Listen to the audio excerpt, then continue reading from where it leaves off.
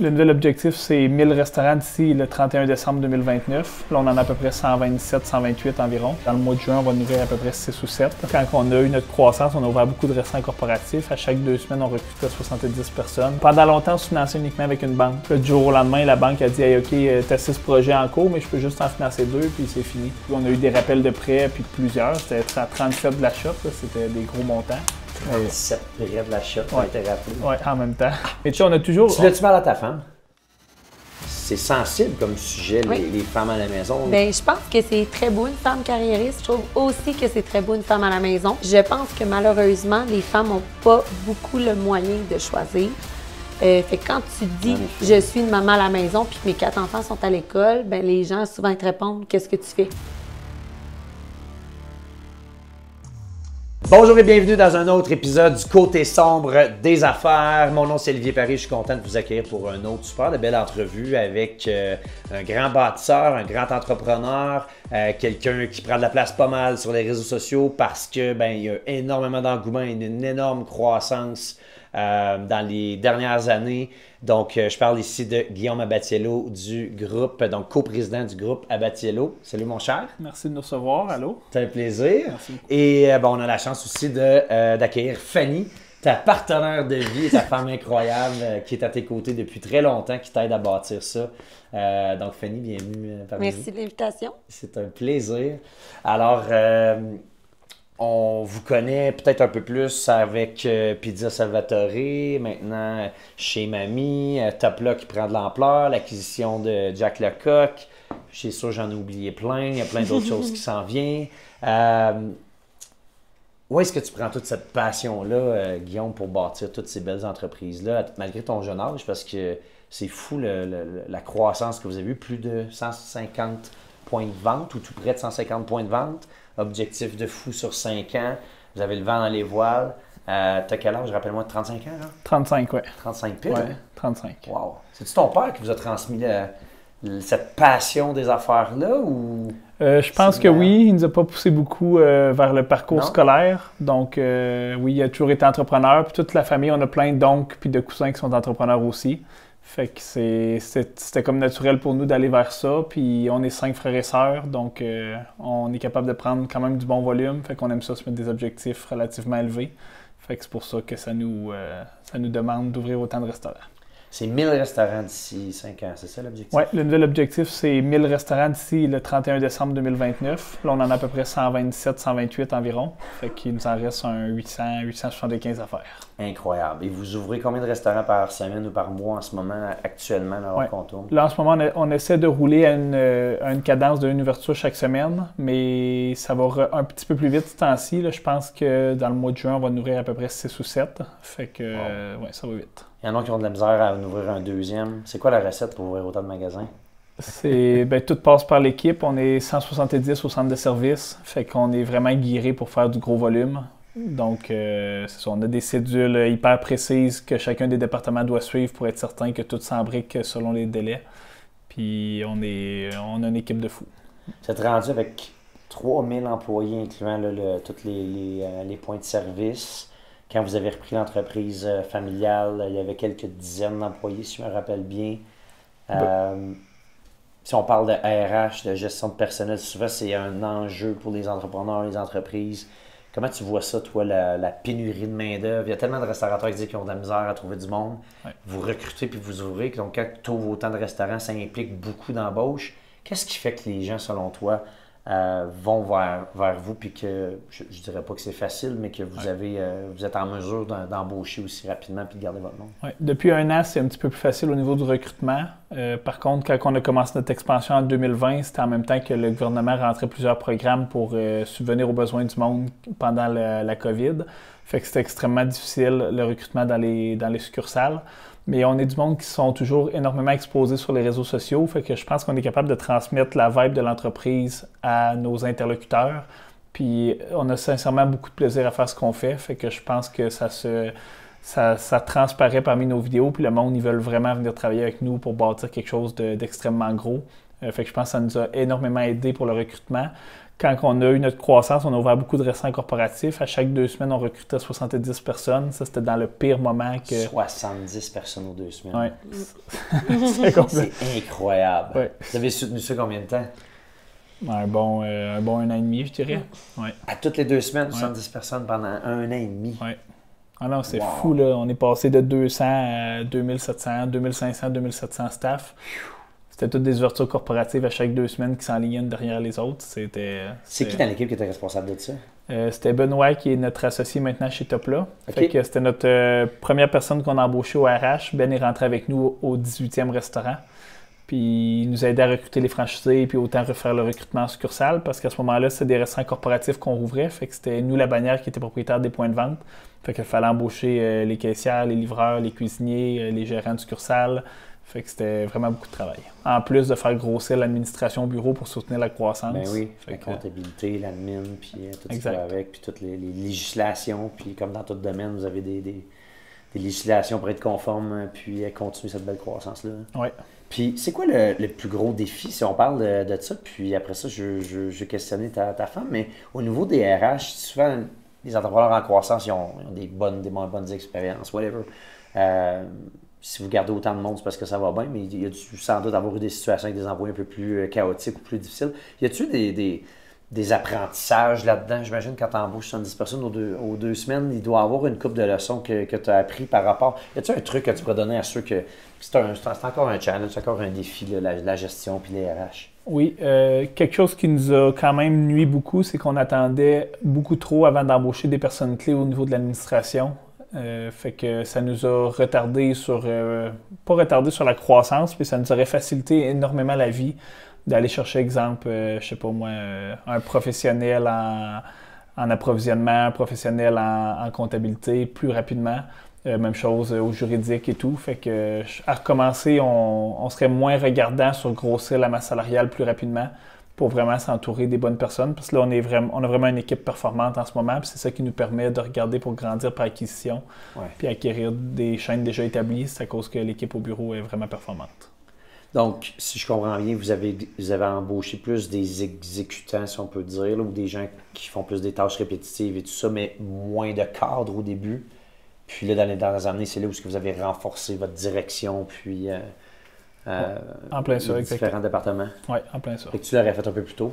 Oui, ça nous aurait évité beaucoup de casse-tête. C'est quoi le premier département que tu aurais, cette affaire-là, que tu aurais structuré ça à coche au début avec une tête forte, là, un leader, un gestionnaire d'expérience? À recommencer, on a été quand même assez vite sur déployer les nouveaux départements puis créer des nouveaux départements. Par contre, puis notre département d'ARH est arrivé quand même assez tôt dans notre processus au 18e point de vente. Okay. Mais sérieusement, on aurait même commencé avant ça si ça avait... parce que sérieusement, un département RH, c'est extrêmement stratégique dans une entreprise, surtout quand tu veux faire de la croissance. Fait que tu ne veux pas être bloqué par le manque de main-d'œuvre pour pouvoir soutenir la croissance. Ouais. Surtout dans une business de service. Là, exact. Parce que l'humain est super important. Oui, puis c'était beaucoup moi qui avait le lien premier avec chacun des franchisés, fait que ça m'apportait énormément de travail puis de gestion. Fait que quand on a créé un département RH avec Benoît qui était hyper performant, bien, il était capable de créer le lien avec les franchisés puis de prendre la relève pour ça, fait que ça m'a libéré énormément de temps. Oui, j'imagine. Ouais. Parce que souvent, les PME, là, disons, ils voient l'embauche d'une personne au RH comme une dépense, puis ils attendent. Ça revient souvent de « Ah, je suis pas rendu là, je suis pas rendu là », puis je pense pas qu'il y a de règle de pouce à partir de combien d'employés. J'ai déjà entendu 50, j'ai même déjà entendu 15-20. J'entends qu'il y a une tendance à baisser, puis justement, plus tôt que plus tard, de mettre une personne dans les RH. Mais toi, de ce que je comprends, ça a été un game changer pour l'entreprise. Je pense que ça dépend beaucoup aussi des objectifs de l'entreprise. C'est sûr, si tu veux faire de l'hypercroissance, en tout cas, on se fait souvent qualifier de ce qu'on fait, c'est de l'hypercroissance. Je pense que je suis un bon qualificatif. Mais si tu veux faire de l'hypercroissance, il ne faut pas te niaiser avec ça. C'est sûr, si tu gères ton entreprise, puis ton entreprise est stable, puis tu n'as pas nécessairement envie de faire de la croissance, je pense que tu peux attendre avant de recruter quelqu'un au RH. Mais si vraiment tu veux rentrer en une vraie phase de croissance, c'est sûr qu'il te faut un département RH au plus vite. Ouais. OK. Toi, Fanny, tu es aux côtés de Guillaume depuis tout jeune. Depuis 18 ans. Depuis 18 ans, hein? C'est tellement beau, c'est belle histoire d'amour-là. C'est incroyable. Vous êtes rencontrés comment? Hein? On avait des amis du secondaire en commun. OK, cool. Match, puis après ça, Ben lui, il dit qu'on n'a jamais été amis là, avant, mais on a été un petit peu amour. amis avant. Ouais, Ah c'est ouais? ça. Ah, C'est c'est grand bien coup de foudre. Mais c'est cool d'avoir été à ses côtés dès le début puis de l'avoir vu là-dedans. Mais j'imagine que Guillaume travaille comme un malade. Ben, Oui. J'imagine, mais je le sais en fait. Oui. Travaille comme un malade. Comment ça a été pour toi d'être à ses côtés? Vous avez 4 enfants quand même jeunes. Là. Oui. Comment toi, tu as vécu ça personnellement? Puis la famille, c'est quoi ta perception de tout ça? Honnêtement, on est vraiment une bonne équipe, puis on s'est toujours entendu sur le format de comment on voulait que ça fonctionne. Donc, moi, je suis beaucoup concentrée sur la maison, puis lui, beaucoup concentré sur l'entreprise. Les moments où est-ce que ça a été plus dur, c'est quand les enfants étaient plus jeunes. Souvent, j'étais toute seule avec les 4, puis ça, des fois, ça tire du jus. Mais est-ce que... Puis je me trompe-tu aussi, ou est-ce que ça coordonne aussi à la période où c'est encore plus dur ben pour oui, puis Guillaume, il faisait du 100 heures semaine. Il n'y avait pas la structure ça. qu'il y a là aujourd'hui. Puis il n'y avait pas l'équilibre d'être présent les soirs fin de semaine, mais c'était notre entente. Fait que ça allait quand même bien, mais je pense que c'est le moment où est-ce que moi j'ai trouvé ça le plus dur parce que personnellement, des fois, à un moment donné, tu as juste plus de patience, puis tu as juste besoin de quelqu'un que prends-le, s'il te plaît, là, il arrête pas de pleurer, par exemple. Mais sinon, aujourd'hui, on a vraiment un bel équilibre, on a une belle horaire où est-ce qu'on est capable d'équilibrer notre vie de couple et notre vie de famille. C'est-tu toi qui gères ça, ce côté-là? Qui assure un certain équilibre? Ou même Guillaume non, mais je pense je pense qu'en vieillissant, on ressent un petit peu plus le besoin aussi de... Tu sais, parce que plus tu es jeune, plus tu veux grossir. Là, je pense qu'ils ont atteint une certaine fierté. Fait que là, je pense que l'équilibre s'en vient plus stable et plus facile à avoir. Là. Depuis récemment, tu es à la maison beaucoup plus. Tu as eu des travails. Je ne sais pas à quel point tu as été sur le marché du travail dans les dernières années, mais là, tu es vraiment comme plus avec les enfants, la solidité à la maison et tout ça. Puis on en parlait cette semaine, puis tu me disais que des fois, tu te sentais un peu mal, tu te sentais un peu jugé. Puis j'aimerais ça qu'on l'adresse, ce point-là, parce que c'est quelque chose qui est souvent... c'est sensible comme sujet, les femmes à la maison. Il y en a qui disent que ça n'a pas de bon sens que ce soit la femme qui est là. Il y en a d'autres qui disent que c'est un privilège. Comment toi, tu vois ça? Comment tu te sens là-dedans? Puis c'est quoi le jugement ou l'opinion des autres? Puis qu'est-ce que tu en as à faire de tout ça? Bien, je pense que c'est très beau une femme carriériste, mais je trouve aussi que c'est très beau une femme à la maison. Je pense que malheureusement, les femmes n'ont pas beaucoup le moyen de choisir. Fait que quand tu dis « je suis une maman à la maison » puis que mes 4 enfants sont à l'école, ben les gens souvent ils te répondent « qu'est-ce que tu fais? » Ben là, j'entretiens ma maison, je m'occupe de mon couple, je m'occupe de ma famille, je fais les transports, je m'arrange que tout fonctionne. Mais pour les gens qui ne vivent pas ça, c'est difficile à comprendre que tu peux être occupé autant, sinon plus qu'un temps plein. Puis tu sais, on l'a essayé, là, j'ai essayé de travailler dans l'entreprise, j'ai essayé de sortir de l'entreprise, mais on n'arrivait pas parce que... C'est la famille qui écopait. C'est ça, c'était les enfants qui écopaient, puis les enfants étaient dans un beat de vie qui avait aucun sens. Ils faisaient juste comme être à la course tout le temps. Fait que, tu sais, nous, notre choix, c'était ça. Est-ce que c'est féministe de dire que ça devrait être l'homme ou la femme à la maison? Moi, je crois pas à ça du tout. Moi, je pense que c'est un choix de couple à avoir. Qui est à la maison, que ce soit la mère ou le père, je pense que c'est très beau. Tout à fait. Mais moi, j'ai un intérêt à être à la maison parce que je veux être avec mes enfants et j'aime être avec eux. Est-ce que Guillaume, il pourrait être plus là? Oui. Mais est-ce qu'on a besoin qu'il soit? Non. Puis je pense qu'on a trouvé notre équilibre du fait que je pense qu'on est capable de se voir en famille, mais aussi d'avoir nos moments chacun de notre côté, puis nos moments en famille aussi, là, avec la grande famille élargie. Puis comment tu vis ça? Moi, quand tu me dis, tu sais, les gens te demandent qu'est-ce que tu fais justement à la maison, puis je pense qu'il y a souvent l'arrière-pensée de bon, elle se fait vivre, puis tu sais, là, je dis toujours ce que ben du monde pense ou des fois disent. Là. Comment toi, tu vis avec ça? Puis... ben c'est sûr que c'est challengeant du fait que financièrement, je dépends clairement de Guillaume. Puis tu n'es jamais à l'abri. Fait que tu te dis la journée que tout brise ou tout pète, qu'est-ce qui va arriver? Non, ça n'arrivera pas, mais tu sais, qu'est-ce qui va m'arriver? C'est quoi mes ressources? Est-ce que j'ai une certaine sécurité financière étant donné que je mets ma carrière de côté? Mais je pense que c'est des sujets qui doivent se parler quand ça va bien. Puis de mettre ça un peu, pas par écrit, là, c'est pas ce qu'on a fait, mais d'avoir une idée claire que si jamais un jour ça fonctionne plus, ben ça sera pas nos enfants qui vont écoper, puis chacun de nous va trouver son compte au final. Puis Guillaume a toujours été très respectueux, puis il a toujours trouvé ça très humble comme travail d'être à la maison. Fait que je pense pas être avec quelqu'un qui pourrait profiter d'une situation de cette façon-là. Fait que je pense que c'est rassurant aussi de se dire, c'est qu'il voit que si j'avais pas été là, ben peut-être qu'il serait pas rendu aussi loin. Fait qu'il voit autant que c'est, même si c'est pas salaire, c'est pas monnayable, ben c'est quand même quelque chose qui a de la valeur à ses yeux. Ça a une valeur, certainement. Puis les lois sont rendues bien faites aussi, là. C'est un couple qui se sépare, le patrimoine familial et tout, c'est... En tout cas, c'est rare que la femme est réellement...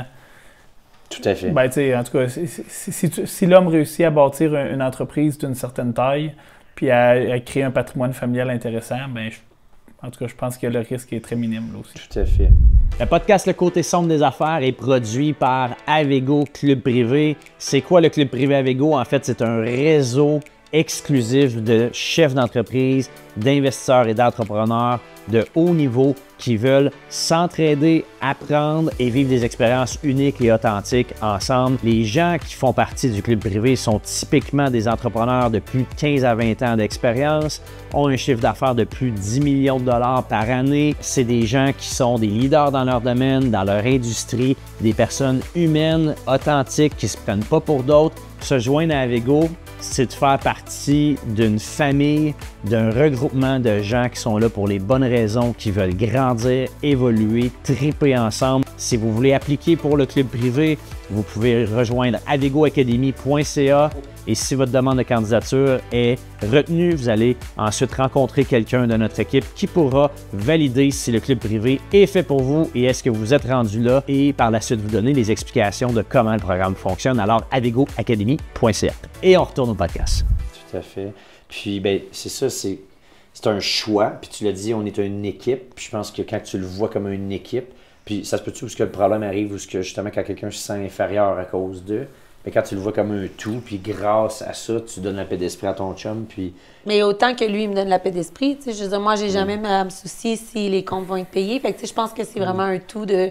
Ben lui, il n'a pas à se casser la tête que les enfants vont vraiment être en sécurité puis qu'ils vont manquer de rien. Mais moi, je sais très bien que grâce à lui, nous, on manquera de rien. Fait que ça vient une belle équilibre, puis c'est rassurant d'être dans une relation comme ça. Disons, là, on parle juste nous trois, là. Selon toi, Fanny, là, oui. Sur 100 femmes, s'il se faisait dire qu'il n'y aurait pas de problème financier, s'ils pouvaient rester à la maison, s'occuper des enfants, s'occuper de la maison. 100 sur 100, tu crois? Ah oui? Oui. Non, il y en a un peu de carriéristes, là. Oui, mais je pense qu'il y a moyen d'être un peu carriériste en ayant des projets sur le side, mais je pense que... Tu penses que 100% des femmes resteraient à la maison si elles avaient le choix? Ben oui, ou en tout cas... C'est purement l'aspect financier qui fait qu'ils vont sur le marché du travail? Ben moi, je pense que oui, parce que quand tu te mets à jaser avec les femmes, souvent, ou en tout cas dans le jeune âge des enfants. Ouais. Peut-être que plus vieux, quand les enfants sont à l'école, peut-être qu'ils rechercheraient un certain accomplissement. Mais, tu sais, c'est le congé de maternité, c'est quoi? C'est 6 mois, 8 mois. Puis après, tu envoies ton enfant en garderie, tu retournes travailler. Tu n'as pas vu ses premiers pas, ses premiers mots. Fait que moi, je pense que la femme... C'est crève-cœur pour c'est ça. Je pense qu'il y a certaines femmes que... Peut-être qu'eux, ça leur fait rien, puis qu'ils sont un peu moins maternels. C'est bien correct comme ça, puis qu'eux, ils pousseraient plus leur carrière. Fait que mettons qu'on se dit 80-20. Mais je pense qu'il y a beaucoup de gens qui aimeraient pouvoir continuer ça. Puis quand les enfants sont à l'école, tu as les moyens de dire « Hey, ben là, je peux partir une carrière ou m'accomplir d'une autre façon parce que tu as du temps, les enfants sont plus à la maison. » Puis je pense que la société d'aujourd'hui, les enfants iraient mieux aussi parce que les enfants sont garrochés là, parce qu'ils sont dans les horaires de... femme, mais ça peut être aussi un homme. Oui, il y en a moins, mais il y a certains pères qui sont à la maison. Puis il y a des pères qui sont clairement plus paternels que la mère, puis c'est parfait aussi comme ça. Et c'est sûr que nous, on est un peu plus vieux jeu, là, fait qu'on parle de la mère, mais il n'y a pas de préférence. Mais les enfants aussi, je pense qu'il irait beaucoup mieux de ne pas avoir des horaires de premier ministre à 5 ans. Oui, puis de se faire éduquer, tu sais, comment l'eau, puis tout le monde pareil, puis les règles, puis ci, puis ça, puis oui, définitivement. Puis toi, comment tu vois ça, Guillaume, de ton côté, ce volet-là? Le volet famille, le volet équilibre de vie, le fait que ta femme soit là, est-ce que ça te permet d'avoir cet esprit-là, cette paix d'esprit-là pour continuer à... Moi, je trouve qu'un des deux conjoints à la maison, c'est un luxe énorme, autant pour l'équilibre familial que pour les enfants. Ouais. Bon, puis, comme Fanny elle dit, on l'a essayé là, à travailler à l'école des enfants, bref, avant d'arrêter. Puis Elle commençait, mettons, elle arrivait à 7h45 le matin, puis les enfants avec le sport le soir, ils quittaient l'école aux alentours de 6h. Là. Fait que là, après ça, t'as pas fait à souper, là, on s'en va au restaurant rapide, puis t'arrives, on essaie de coucher à 7h, 7h30 pour recommencer le lendemain parce qu'il se réveille à 5h30. Tout le monde est essoufflé. C'est pourri, là, comme... Pas de tête à parler. C'est le couple souffle aussi, parce que t'as pas le temps. Puis exact. Fait que comme style de vie, nous, c'est pas quelque chose qu'on voulait. Fait que je trouve que c'est un luxe qui est énorme. Puis des fois, personnellement, j'encourage le monde à s'arrêter et à le compter un peu. Tu sais, OK, un des deux conjoints, s'il arrête de travailler, à quel point ça va influencer le budget versus la qualité de vie que ça va générer. L'écart est souvent mince. Hein? Oui, quand même. Oui, quand tu prends la peine de le compter, là, c'est pas grand-chose. Puis si tu baisses ton revenu familial, tu vas chercher un peu plus d'allocation familiale, ça vient réduire ta perte. Puis finalement, c'est un coût pour bien des familles de peut-être puis la qualité de vie, tu fais x2, x3, c'est incroyable. Oui. Mais puis, surtout de pouvoir être disponible autant pour son conjoint que pour ses enfants. T'sais, moi, mettons, il y a un enfant malade, je vais le chercher puis je le ramène à la maison. Ouais. J'ai pas à prendre congé. Ça l'enlève aussi un certain malaise aussi. À un moment donné, tu te mets toute cette pression-là.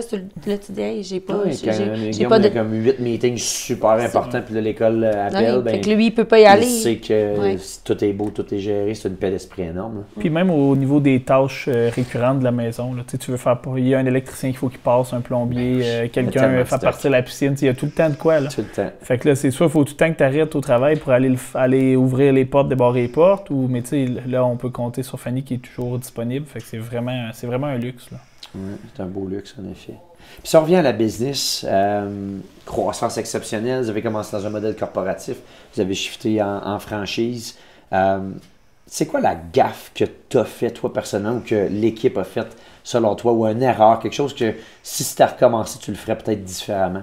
Puis je sais qu'aujourd'hui, tu as appris de ça, c'est certain. Oui. Mais y a-t-il une chose où quand tu regardes dans les années, tu te dis, pourquoi j'ai fait ça? Ça a quand même bien été. Là.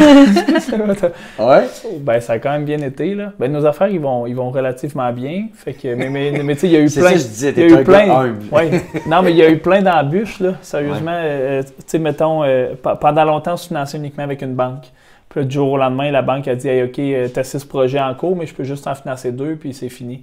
Fait que ça a créé des pressions énormes sur l'entreprise. Fait que ça, c'est sûr et certain que une des premières choses que je vais suggérer à d'autres entrepreneurs, c'est vraiment de s'entourer de plusieurs banques. Parce que même si ton directeur de compte il dit qu'il va être là pour la vie, là, c'est pas vrai, il sera pas là pour toute la vie.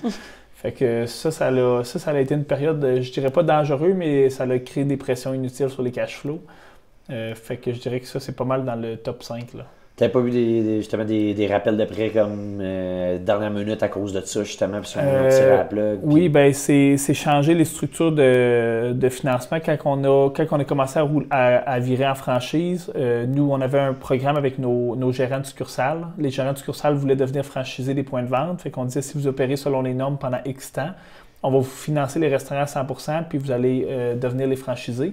Fait que nous, on avait emprunté au niveau des banques pour notre expansion corporative. Puis, tu sais, quand on empruntait au niveau des banques, on disait, bon, mais c'est pour faire une pizzeria qui va vendre tant en moyenne avec des dépenses de temps et une profitabilité de temps. Puis, quand on a commencé à franchir nos points de vente, on a peut-être pas trop réfléchi à notre structure. Fait qu'on finançait à 100% les franchisés. Fait qu'on sous-louait nos équipements aux franchisés. Puis, on sous-louait notre bail. Fait que là, les franchises partaient d'une nouvelle compagnie. Fait que c'est beaucoup plus simple au niveau de notre structure interne. Puis là, tu envoies tes stocks financiers au banquier. Puis là, après un an, ça va. Après 2 ans, il dit « Hey, Guy, tu nous as emprunté de l'argent pour une pizzeria qui allait vendre de temps, qui allait avoir des dépenses de temps puis une profitabilité de temps. » Tandis que là, ben, c'est plus une entreprise, c'est plus une pizzeria que tu opères ton entreprise. C'est rendu qu'elle loue ses équipements puis elle a des revenus de location d'équipement. Fait que c'est plus vraiment aligné avec le prêt qu'on s'était entendu. Fait que oui, on a eu des rappels de prêt, puis plusieurs. C'était à 37 de la shot, là, c'était des gros montants. 37 prêts de la shot, on a été rappelé. Oui, en même temps. Avant Noël. Oui, mais tu sais, on a toujours... Tu l'as-tu mal à ta femme? Ben pour moi, c'est pas si grave. Moi, j'étais un peu spécial. Là. Mais Guillaume, Tu n'as pas parlé, pas pour pas la stresser, parce que ça te stressait pas? Non, parce que dans ma tête, c'était impossible. Je me disais, hey, on paye tous les prêts. On a du financement depuis le 26 août 2008. Ça fait presque 10 ans qu'on se fait financer, puis jamais une scène a mangé un sou avec nous. Fait que je me dis, crime, on paye tout le temps à chaque mois, tous les paiements sont à jour. Fait Il y a que une là, solution. ben oui, exact. Fait que là, Oui. je me dis que vous voulez sûrement pas réellement tirer sa plug. Si tu tires sa plug, ben il y a plein de restants qui ferment. La banque ne sera jamais payée. Fait que c'est pas avantageux pour vous, c'est pas avantageux pour nous. Fait que là, on a mis beaucoup d'efforts à restructurer notre comptabilité pour être capable d'aller refinancer l'ensemble de la dette en un gros prêt traditionnel. Fait que non, en tout cas, c'est un des défis qu'on a rencontrés, mais ça me stresse pas tant parce que dans ma tête, il y a tout le temps des solutions pour tout. Fait que... Puis on est un groupe qui bouge extrêmement rapidement, puis la business va bien, fait que je voyais pas le danger réellement potentiel qu'il peut avoir.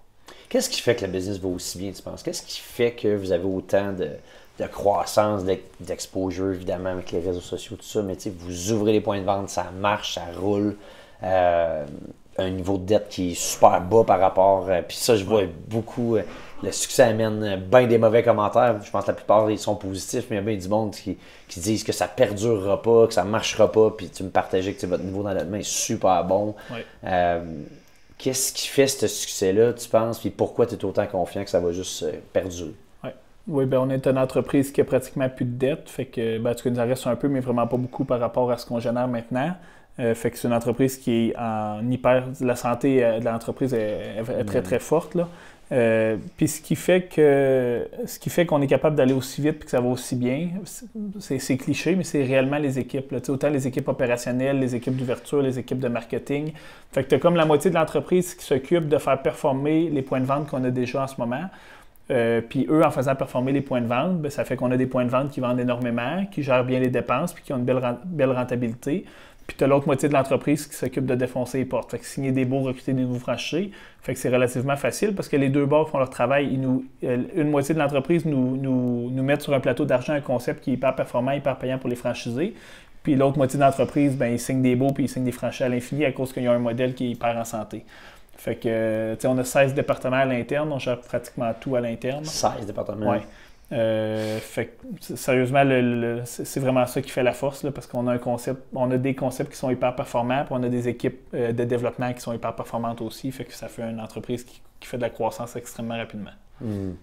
Puis, ultimement, ça a été de mettre justement ces têtes-là dans chacun de ces départements, de trouver les bonnes personnes pour bâtir ces départements-là au fil du temps. Puis ça a été quand même un challenge parce qu'au début, quand tu commences, veux pas, tes moyens sont un peu plus limités. Fait qu'il y a beaucoup d'essais-erreurs, puis des fois, ça arrive que tu places des personnes qui peuvent être hyper compétentes, mais tu les mets pas nécessairement dans la bonne chaise. Fait que c'est beaucoup de remaniement d'organigrammes, surtout quand tu fais de l'hyper-croissance comme ça, puis tu grossis le nombre d'effectifs extrêmement rapidement, puis le nombre de points de vente.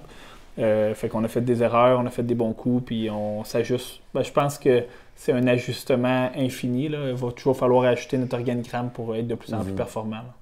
Puis justement, comment tu es arrivé à ces 16 départements-là? Est-ce que vous avez fait affaire avec des consultants? Est-ce que c'est des brainstorms, toi et tes frères et sœurs, régulièrement? Y a-tu du monde impliqué là-dedans? As-tu appliqué une théorie que tu as appris? Ou... On a sérieusement appris sur le tas. Ouais, puis on était beaucoup... on a eu très, très, très, très, très longtemps de mentalité de tout ce qu'on va faire, on va le gérer à l'interne. Fait que ce soit nos départements de comptabilité, nos départements de construction. T'sais, au début, on embauchait des entrepreneurs généraux externes pour bâtir nos commerces. Là, on s'est dit qu'ils sont capables de le faire, on est capable de le faire aussi. Fait que, puis on est 5 membres de la famille aussi, fait qu'on a quand même... le fait d'être 5, on est capable de se splitter quand même assez large puis couvrir plusieurs postes sur l'organigramme. Fait qu'on a eu beaucoup la mentalité de gérons tout à l'interne. Fait qu'on a nos départements juridiques avec nos avocats, nos départements de développement qui s'occupent de trouver des sites, nos départements de vente, départements d'opération, d'ouverture. Bref, on est vraiment intégrés. En tout cas, on est capable de couvrir toutes les tâches à l'interne. Fait que c'est... Mais on n'a pas suivi de conseils nécessairement. C'est... Plus on se remplissait nos horaires à 100 heures par semaine. Puis là, à un moment donné, tu disais, OK, il faudrait que je m'embauche quelqu'un au RH, puis on va se faire un département d'RH. Après ça, puis là, tu te reprends plein de tâches. Il faudrait que je m'embauche quelqu'un qui va gérer notre approvisionnement. Fait que ça s'est fait naturellement. Ah oui, hein, carrément. Oui. Wow. Parce que c'est ça qui est tough de bâtir une business versus acheter une business qui a déjà une structure. C'est que tu inventes ton modèle, dans le fond. J'imagine que tu t'es inspiré peut-être de d'autres entreprises dans le même domaine ou même pas? Tu as vraiment été comme pas au failing, mais comme aux besoins de l'entreprise à ce moment-là. Oui, vraiment beaucoup aux besoins de l'entreprise. On n'avait pas de...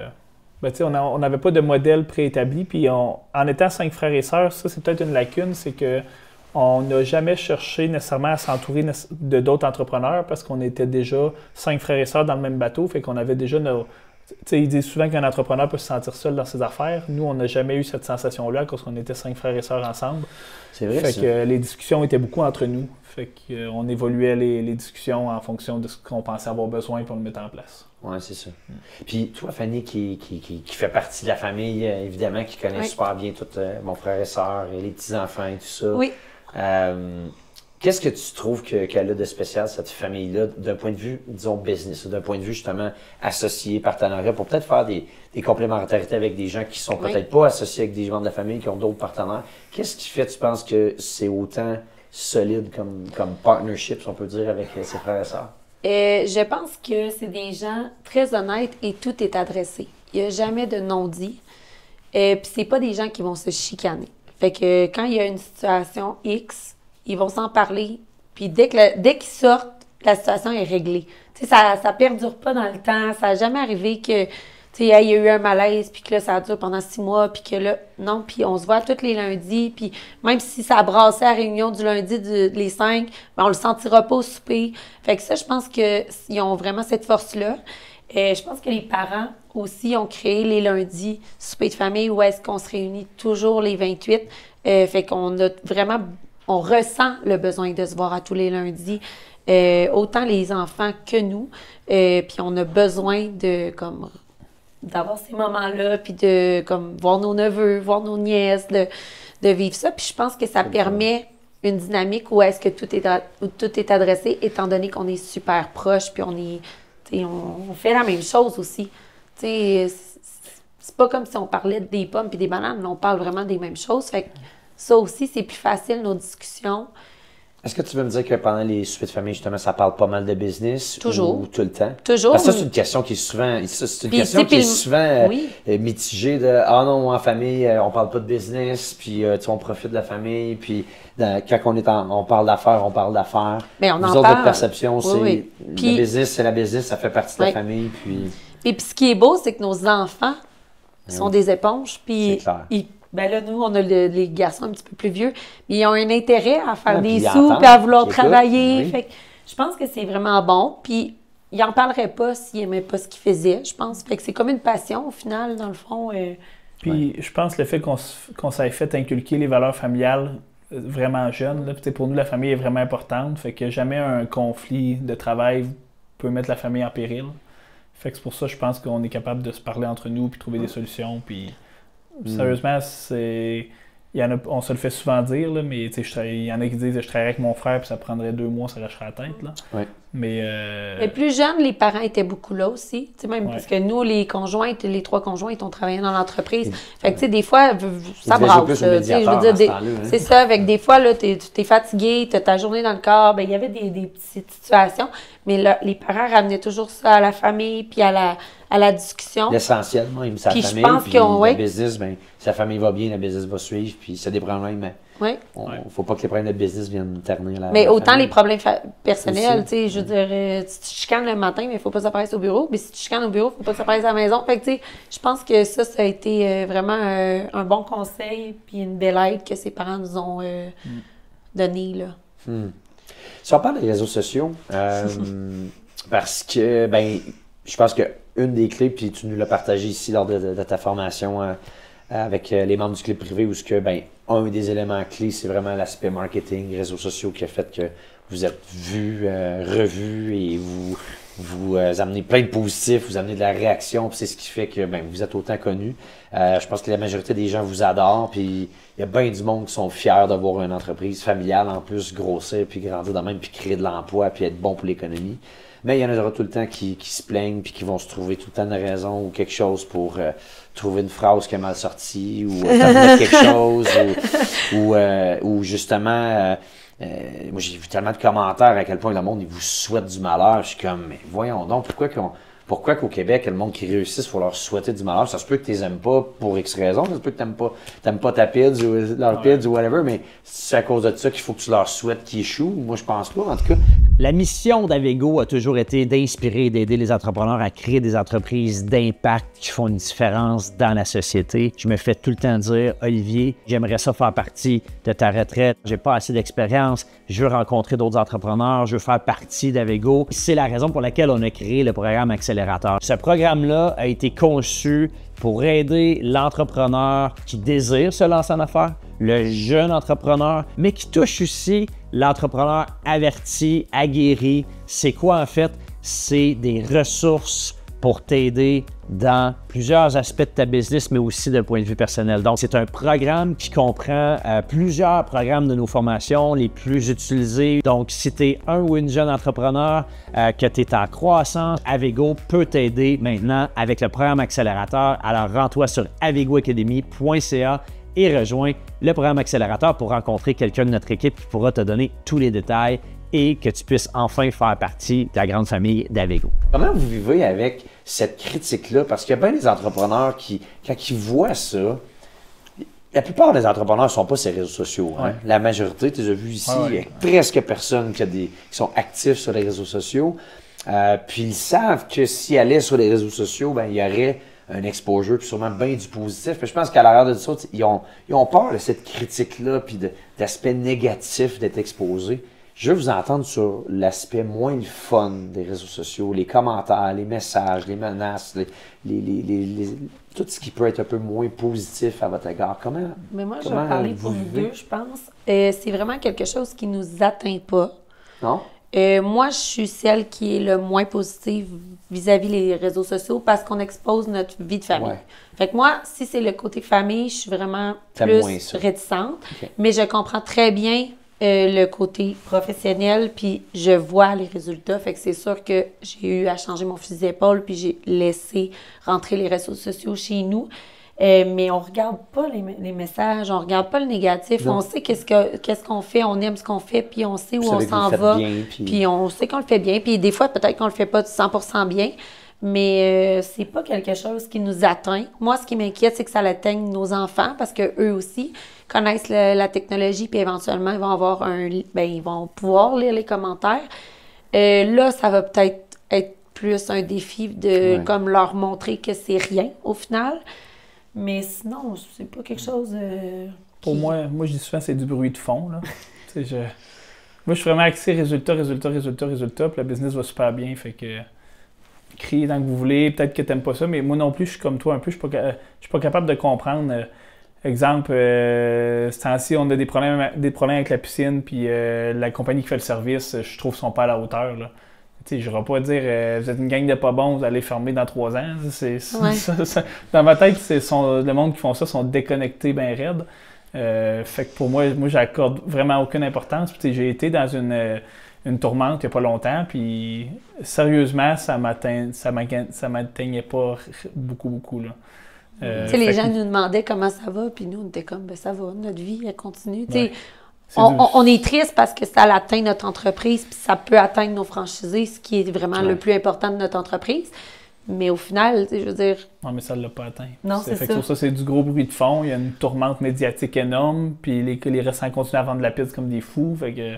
Les résultats sont là, sauf que les haters se servent de ça pour dire « Hey, as-tu pensé comment ça a dû leur nuire? » Puis ça leur donne la bouffe pour nourrir cette haine-là. J'ai un restaurant en tête qui est vraiment pas une de nos bannières. Puis, non, mais vraiment pas. Non, c'est vraiment important de le dire parce que la plus grosse semaine à vie, c'était marqué le nom du restaurant, insalubrité chez le nom du restaurant, première page du Journal de Québec. Puis ça fait plusieurs années. Puis ils ont fait leur plus grosse semaine à vie quand c'était sorti front page. Wow! C'est fou. Ouais, fait que parlez-en bien, parlez-en mal, mais parlez-en. J'y crois. Je comprends que le principe des réseaux sociaux, c'est d'aller rapatrier le plus de monde possible à notre cause, puis que le monde il nous aime, puis ça, je le comprends à 100%, puis je sais que c'est plus bénéfique que quand tu es pris dans une tourmente. Mais je pense qu'il y a beaucoup d'entrepreneurs qui se bloquent à faire des réseaux sociaux à cause des mauvais commentaires ou à cause de ce que le monde pourrait penser. Mais je pense que c'est un énorme avantage de passer par-dessus ça puis de se lancer parce que le pouvoir des réseaux sociaux est énorme. Oui, parce qu'ultimement, l'important, c'est l'impact que tu as, puis malgré que peu importe ce que les médias ou les réseaux sociaux peuvent faire, au contraire, on sait très bien que l'algorithme, plus que de commentaires, plus que ça aide l'algorithme, fait que plus qu'il y a du monde qui blasse ou qui dit des affaires, au contraire, ça va même aider l'entreprise dans une certaine façon. T'sais. Dans la polémique, il y a eu énormément de positifs aussi. Fait que, à un moment donné, on peut pas juste se concentrer sur le négatif. Là. Il y a plein de gens qui nous félicitaient et qui disaient qu'ils aimaient son travail. Fait que, tu sais, de s'arrêter à chaque message négatif, ça serait vraiment perdre notre temps, je pense. Là. Puis, je pense que c'est que les gens jugent facilement, mais Ouais, au lieu de nous ils juger connaissent par pas. l'aspect médiatique, jugez-nous par nos résultats. Oui, c'est ça. Ça parle, puis ça dit qu'est-ce c'est que ça, ça exact. veut dire. Et ce monde-là, il oublie que tu crées notre temps d'emploi, puis que tu fais travailler plein de monde. Ils vont dire que c'est des jobs au salaire minimum, puis tu sais... Ils vont c'est- trouver quelque c'est chose des à jobs dire. pareils. C'est ça, tu sais, les étudiants, il faut qu'ils travaillent, ils partent à l'école en même temps, puis même avec les pourboires et tout, ils font des super de bons salaires, puis ça n'a aucun rapport, mais c'est du monde... Je pense que le monde qui chiale en arrière d'un écran comme ça, c'est du monde qui n'a jamais rien bâti, fait que pour moi, ça m'atteint zéro, mais vraiment... Moi, je pas pense pantoute, que là. tu sais, si c'était quelqu'un qui avait vraiment bâti quelque chose de gros puis qui nous disait quelque chose de Il ferait même pas négatif, tu ferais comme OK, là, il faut que je me remette en question, mais il le ferait pas, comme tu dis. Mais là, quand c'est des gens que tu connais même pas, qui sont derrière un écran, que tu sais même pas c'est qui, puis je serais même pas surprise qu'ils écrivent des niaiseries puis que s'ils nous croisent dans la rue, ils viennent nous saluer. Fait que c'est ça qui est triste un peu aussi. Tu sais, il y a l'aspect, OK, tu crées des jobs, tu fais travailler du monde, mais le roulement de l'économie derrière, là, tu sais, quand tu bâtis un nouveau restaurant à 500 000 $ à toutes les semaines, là, ben, tu achètes des équipements, tu fais travailler plein d'autres business connexes, des plombiers, des Mais électriciens, oui, des... tellement de sous-traitants puis de C'est fou, là. partenaires dans Tu fais- le chantier. Tu là. fais rouler l'économie en maudit, Ouais. là. Puis après Fait ça, ben, les pizzas que tu vends, mais Ouais. c'est tous les fournisseurs à l'arrière que tu Oui. t'approvisionnes, ton équipement, ta ventilation. Puis après ça, tes les boîtes, les tes- taxes puis les impôts, vous devriez voir les montants mensuels qu'on envoie. Là. C'est complètement fou. Là. Moi, je veux que tout mon entourage crée de la richesse comme ça pour le Québec. là. C'est extrêmement bénéfique. Là. Ouais. Fait que c'est le monde qui sont derrière des écrans et qui disent la merde. En tout cas, moi, On s'en moi, ça fout. change rien. Là. Ouais, ça vous atteint pas? Non. Non. Ça vous a-tu déjà atteint plus tôt? Non. Non. Peut-être au début quand tu commences, ben c'est à cause que tu es un peu mal à l'aise devant la caméra, fait que tu t'intéresses un peu plus aux commentaires de ce qui se dit, mais tu sais, à un moment donné, il y en a tellement de positifs, tellement de négatifs, tu te dis, ah, puis tu les même plus. Ouais. là, Puis il y a- toi, en plus, personnellement, ça fait pas longtemps que tu fais des vidéos. Ça fait même pas 2 ans, je me trompe pas. Hein? Ouais, un peu moins que 2 ans, je pense. Pourquoi tu penses que ça a marché autant? Qu'est-ce qui fait que tu as eu autant d'attraction? Ouais. Ben, notre sœur. Fanny, je pense qu'elle connaît la réponse. Non, mais c'est notre sœur Ellie qui s'en occupe. Puis Ouais. elle s'occupe. Ben, tu sais, elle nous pousse d'un fesses pour qu'on fasse du contenu pas mal. C'est une discipline. Oui, c'est T'as sérieusement, bien d'autres c'est choses à rendu une faire que job. ça. Là, c'est plus, au début, les 3 premiers mois, c'est drôle. Là, puis tu vas dans un service au volant, puis la personne qui est au comptoir, là, te reconnaît, puis elle est toute contente de te voir. Là. Mais là, c'est vraiment rendu une job. Là, c'est une tâche sur l'agenda à faire. J'ai perdu la question, excuse. Hey, je l'ai perdu moi aussi, je suis sûr que Fanny, elle l'a. Non, mais dans le fond, il disait qu'est-ce que. Oui, qu'est-ce qui a fait que ça a fonctionné Ça- aussi ouais, rapidement c'est pour toi, quoi tu tu penses? fais qui Mais marche? Mais je pense qu'on est du monde vrai. Ben, moi, je suis pas un consommateur de l'authenticité. réseaux sociaux quand c'est trop carré. Ben, Toi, t'es le moins carré. encadré corpo. Moi, j'aime ça voir vraiment les dessous d'entreprise. Puis, tu sais, on se met vraiment à nu sur nos réseaux sociaux. On montre tout comment on fonctionne, les équipes avec qui on travaille, quand on construit des restaurants. Fait que je trouve que c'est hot, tu vois le behind the scene. Ouais. Fait que ça, je pense que ça a énormément de traction. Puis le fait qu'on soit vrai, puis qu'on montre notre vraie personnalité sur les réseaux. Des fois, c'est à double tranchant, mais je pense que ça l'aide à l'attraction. Ah, c'est cool. Qu'est-ce qui te rend le plus fier avec tout qu'est-ce que vous avez bâti dans les dernières années, selon toi? À ce point-ci de ta vie, tu es encore super jeune, mais qu'est-ce qui te rend le plus fier? Non, mais Après Fanny, je ouais, vais non, dire, mais excuse-moi. la famille va super bien. Tu parles-tu professionnellement ou... Ta on va fierté. voir, dans ta vie. Ouais. Ben, disons que tu apprenais que la semaine prochaine, c'est ta dernière semaine, tu vas mourir. Ouais. Tu regardes où ce que tu es, ta vie, ta famille, tes business. Qu'est-ce qui te rend le plus fier? Ben, je trouve que les enfants sont bien alignés. Fait que, tu sais, je serais pas trop... Ben, ils sont encore dans un jeune âge, mais je me dis, ils sont très... Ben, Sont bien partis, sont bien mettons. partis. Ouais. Puis ce qu'on a bâti, c'est quand même hot. En tout cas, moi, je trouve ça cool, ce qu'on a bâti. Là, on C'est est devenu- très hot. Tu peux En être quand fier. même peu de temps. Fait que... Non, je trouve... Quelques années Ouais. seulement. Fait que Ouais, je trouve on s'est bien accompli autant au niveau familial que professionnel. Ouais. Et toi, Fanny? Ben moi, c'est sûr que c'est ma famille. Ouais. Je trouve que c'est difficile de vivre 18 ans avec quelqu'un encore aujourd'hui dans nos nouvelles générations, puis dans nos nouvelles vies, surtout avec les réseaux sociaux, puis toute l'accessibilité de tout ça. Puis ben c'est sûr que nos 4 enfants, là, ça va rester notre plus grande fierté, je pense. Ouais. Ah, nice. Le podcast Le Côté sombre des affaires est produit par Avego Club Privé. C'est quoi le Club Privé Avego? En fait, c'est un réseau exclusif de chefs d'entreprise, d'investisseurs et d'entrepreneurs de haut niveau qui veulent s'entraider, apprendre et vivre des expériences uniques et authentiques ensemble. Les gens qui font partie du club privé sont typiquement des entrepreneurs de plus de 15 à 20 ans d'expérience, ont un chiffre d'affaires de plus de 10 millions de dollars par année. C'est des gens qui sont des leaders dans leur domaine, dans leur industrie, des personnes humaines, authentiques, qui ne se prennent pas pour d'autres. Se joindre à Avego, c'est de faire partie d'une famille, d'un regroupement de gens qui sont là pour les bonnes raisons, qui veulent grandir, évoluer, triper ensemble. Si vous voulez appliquer pour le club privé, vous pouvez rejoindre avegoacademy.ca et si votre demande de candidature est retenue, vous allez ensuite rencontrer quelqu'un de notre équipe qui pourra valider si le club privé est fait pour vous et est-ce que vous êtes rendu là et par la suite vous donner les explications de comment le programme fonctionne. Alors, avegoacademy.ca. Et on retourne au podcast. On filme ce podcast-là en Turquie, 8e jour d'une retraite intense. On a passé 4 jours à Istanbul, 4 jours ici à Cappadocia. Je suis curieux d'avoir votre feedback de la semaine. Comment vous avez trouvé ça? Vous avez été invité, Guillaume a été invité pour faire une formation. Il a dit, ben, je viens, mais il faut que Fanny vienne, avec plaisir. Fanny, je pense que tu avais un petit peu le syndrome de l'imposteur, puis finalement, tu as passé une belle semaine. Comment vous avez trouvé votre première expérience avec le club privé Avego? Sérieusement, quand tu me l'as demandé au début, j'étais un peu mal à l'aise parce que je me suis dit, est-ce que j'ai... Ben, je nous vois encore comme une entreprise en start-up, pour vrai. Fait que, en start-up? Ouais. Avec 16 départements? Ouais. Il a dit, voyons, qui m'invite après Luc Poirier. Là. Lui, il était pas... Je pense qu'une entreprise, une jeune entreprise en hyper-croissance vous définit très bien. OK. Ouais. Mais en tout cas, je me dis, il nous reste tellement à faire encore, puis je sais exactement où on s'en va. Puis, tu sais, quand on met nos objectifs 5 ans, je me dis, OK, dans 5 ans, on va être complètement ailleurs. Puis je sais qu'on va réussir à l'atteindre. Fait qu'au début, je me suis dit... je me suis remis en doute un peu, est-ce que j'ai vraiment de quoi apporter?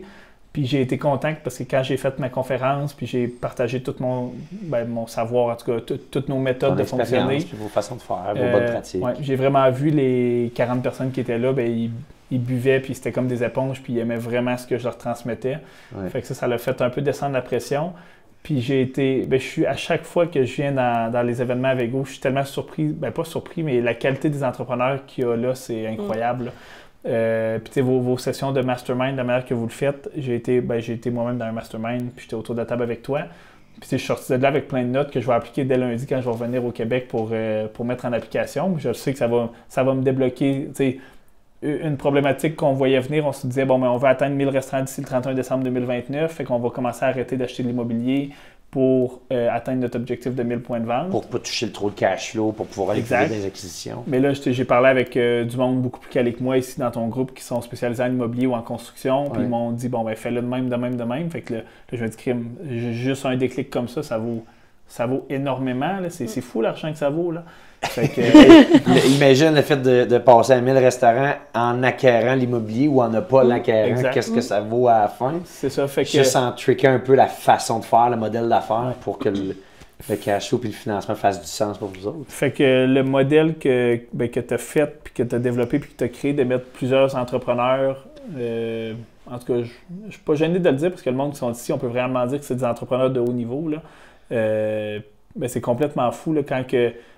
Tu penses, tu dis des fois, bon, moi je suis dans le domaine de la restauration, fait que mes problèmes sont peut-être pas pareils d'un gars qui est dans la construction ou il y en a un qui a une compagnie pas de travail de chemin de fer, mais l'équipement qui va ses travails de chemin de fer. Puis au final, tu parles avec ce monde-là, puis tu exposes tes problèmes, puis c'est toute la même affaire. Là, c'est financement, croissance, RH, embauche, comptabilité, tous les business se ressemblent. Fait que, en tout cas, c'est la force là, d'exposer un problème. Puis le monde qui vient ici aussi sont ouverts au partage. Il n'y a personne qui est là pour flasher OK, ma business va mieux que la tienne ou peu importe. C'est du monde qui sont qui ont toutes des business super intéressantes puis qui sont là pour exposer leurs problématiques sans filtre. Puis après ça, tout le monde les aide à brasser des idées pour régler leurs problématiques. Puis tu vois, là, tout le monde sort avec des notes. Puis tu sais, moi je me dis, quelqu'un qui n'a pas réussi à rentabiliser 100 fois sa venue ici en Turquie, c'est à cause qu'il ne veut pas réellement s'améliorer. Là. Parce que non, mais c'est vrai. Je le pense pour vrai. Ah ouais, hein? Wow. 100 fois, hein? Ouais. Mais je pense que c'est réaliste, hein? Tout à fait. Tout à fait. Juste le fait de continuer à acheter de l'immobilier ou pas pendant 5 ans, comment ça va valoir dans 5 ans? C'est énorme. En tout cas, fait que, non, c'est vraiment hot. Très cool. Ben, merci. Puis c'était... T'avais ta place, puis quand je t'ai invité, je t'ai dit, tu sais, c'est hot tout ce que t'es rendu. Puis je pense que c'est le fait que t'es encore loin de où ce que tu t'en vas, mais déjà où ce que t'es là, tu peux aider tellement de monde, puis contribuer, puis c'est le fun aussi pour toi de rencontrer du monde de ta trame, là, parce qu'à un moment donné, à 35 ans, il n'y a pas ben de monde qui réussissent à ton niveau. Ben là, cette semaine, tu as tombé dans une dalle que c'est le cas, fait que c'est le fun. Oui, vraiment un beau regroupement d'entrepreneurs. Merci. Puis, toi? puis autant, ouais, Fanny, parce que c'est important qu'elle en parle, parce qu'il y en a. Puis il y en a d'autres femmes d'entrepreneurs. Tu ne pas parler? Ben, non, mais il y en a d'autres dans le groupe de femmes d'entrepreneurs qui sont venues, puis il y avait l'impression de ne pas avoir rapport là, mais ben, tu vois, je te laisse en parler. Hein. Mais moi, j'avais peur d'être l'imposteur dans tout ce beau groupe-là. Mais à partir de la première rencontre des gens, c'était des gens de qualité, d'une ouverture. Puis finalement, ils comprenaient autant ma réalité que la leur. Moi, je repars avec des notes aussi, puis je ne suis pas entrepreneur, puis je dis à Guillaume, j'ai pas rapport, je comprendrai pas. Mais finalement, ça fait 18 ans que je baigne dans le même... Fait que j'ai tout compris, tout ce qui s'est passé ici, puis c'est beau de voir ces échanges-là sans filtre. Tu sais, on se couchait le soir, puis j'étais comme, mais c'est donc bien des gens vrais. Tu sais, on n'avait pas besoin de je sais pas, de jouer un rôle ou de faire semblant. On a été nous-mêmes toute la semaine, on a eu du fun, puis tu sais, ça faisait longtemps qu'on avait comme connecté avec des gens comme ça aussi rapidement, en fait, là, parce que, tu sais, une semaine, puis moi, dans ma tête, toutes mes amies, là, genre, c'est complètement fou, là. Puis, tu sais, merci, là, parce que c'était une expérience en soi, c'était un voyage magnifique, on va s'en souvenir toute notre vie, puis c'était organisé, là, à la perfection, là. Ouais, merci. Puis c'est important aussi de... Tu sais, ben Fanny, elle venait en tant que femme d'entrepreneur, mais tu sais, tous les autres entrepreneurs, ils ont toutes des femmes aussi, puis ils ont toutes les mêmes problématiques, que ce soit en couple ou en affaires. On vit toutes les mêmes affaires, là. Fait que, c'est vrai, je parlais avec un entrepreneur, puis il me disait, ma femme, elle voulait pas venir, elle avait peur de ne pas avoir rapport. J'ai dit, mon Dieu, j'étais dans le même bateau. Puis il me disait, puis là, ben, il disait, c'est quoi tes défis avec Guy? Puis là, bon, on se mettait à jaser un petit peu. Tu sais, ils vivaient les mêmes défis, là. Puis là, j'étais comme, bon, ben finalement, on n'est pas si hors track, là. Dans le fond, c'est juste, nos vies vont vite, on travaille fort, puis ben, des fois, ça fait que le couple est un peu mis de côté, mais est-ce que c'est négatif? Je pense pas. Surtout quand tu te compares, tu te dis de crime. Tout le monde vit ça. Mais, puis c'est que les autres entrepreneurs qui sont là, ils partagent leurs problématiques aussi personnelles et professionnelles. Ils s'ouvrent. Ouais. Fait que là, tu te dis, crime, OK, eux, ils ont fait ça pour... je pense à un gars, là, lui, à chaque 2 semaines, là, il s'est mis dans son agenda, c'est sorti avec sa conjointe, puis... En tout cas, je trouve ça bien, là. On a tous les mêmes défis, là. Ouais, ça donne des idées, puis... Ouais. Très cool. Si vous avez un highlight des 8 derniers jours, puis là, le monde ne comprend peut-être pas, là, mais ça a été vraiment intense. On est sérieux. Regardez ici, là. On a eu du fun en tabarnouche. On a appris, on a échangé, on a eu des aventures, des sorties, on a des bonnes bouffes. C'est quoi votre highlight de la semaine? Moi, c'est les gens. Ouais. Moi, j'ai vraiment aimé communiquer avec les gens, puis de connecter avec eux. On a fait une journée tarot. J'ai pleuré toute l'après-midi parce que j'étais trop émotive de vivre tout ça avec tout ce beau monde-là. Justement, une conjointe d'un membre qui sent un peu mal de venir, tout ça, puis elle a un super gros poste, elle est aux côtés de son chum, puis ça donne qu'elle tire au tarot. Là. On a fait ça. Go, mais ça fitait en Turquie, ça fitait. Puis, mais c'était, tu sais, ça nous a sorti de notre zone de confort de genre, OK, on est vraiment entouré de belles personnes dans des lieux magnifiques, puis on fait des activités extraordinaires. Fait que moi, je suis remplie de gratitude, puis ça, c'est tout, là, tu sais, c'est un ensemble de tout ça, là. Nice, merci. Moi, quand j'étais à Québec, je me couche, mettons, à 8h, 8h30. Je me pense 3 fois cette semaine, je me suis couché à 6h du matin. En tout cas, fait que, tu sais... Je sais pas si c'est correct. Ah oui, c'est vraiment hot, là. Fait que, tu sais, on a criffement du fun. C'était pas prévu, là. Non, c'était pas prévu. Mais c'est ça, on a criffement du fun. On est avec du monde 100% comme nous, puis on est capable d'échanger ouvertement dès le jour 1. Ouais. Puis on voit des places magnifiques, incroyables. Fait que quand tu mets tout ça ensemble, je te dis, il manque rien, là. C'est correct qu'on commence à s'ennuyer des enfants, mais c'est complètement fou ce que vous faites vivre au monde. Les ingrédients sont là. Ouais. Puis je dis pas ça pour que le monde il subscribe au groupe, là. T'en as plein de membres, puis je sais que les affaires vont super bien, mais c'est...